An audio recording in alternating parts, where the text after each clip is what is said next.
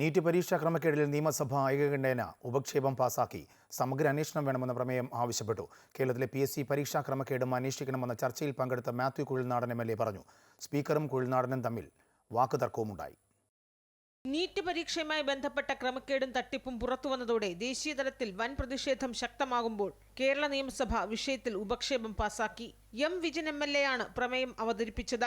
ലക്ഷക്കണക്കിന് വിദ്യാർത്ഥികളുടെ ഭാവി തീരുമാനിക്കുന്ന മത്സര പരീക്ഷകളുടെ മറവിൽ കോടികൾ തട്ടിപ്പ് നടത്തുന്ന മാഫിയകൾക്ക് കേന്ദ്ര സർക്കാർ ഒത്താശ ചെയ്യുന്നുവെന്ന് ചർച്ചയിൽ പങ്കെടുത്ത് ഭരണ പ്രതിപക്ഷ അംഗങ്ങൾ വിമർശിച്ചു.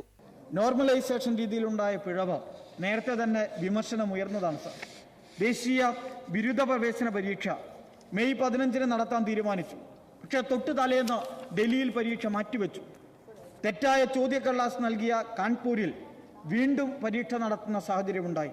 സമഗ്ര അന്വേഷണം വേണമെന്നും വിദ്യാർത്ഥികളുടെ ആശങ്ക പരിഹരിക്കണമെന്നും നിയമസഭ ആവശ്യപ്പെട്ടു. ചർച്ചയിൽ അവസാനമായി സംസാരിച്ച മാത്യു കുഴൽനാടനാകട്ടെ കേരളത്തിലെ PSC പരീക്ഷാ തട്ടിപ്പും അന്വേഷിക്കണമെന്ന് ആവശ്യപ്പെട്ടു. കേരളത്തിലെ ലക്ഷോപലക്ഷം ചെറുപ്പക്കാർ അവരുടെ ഭാവിക്ക് വേണ്ടി ആ പരീക്ഷ എഴുതി ജോലിക്ക് കാത്തിയ സാധനം PSC. ആ PSC പരീക്ഷയിൽ നടന്ന വലിയൊരു തട്ടിപ്പ് നമ്മുടെ എല്ലാവരുടെയും മനസാക്ഷി ഷെയ്ക്ക് ചെയ്തതാണ്.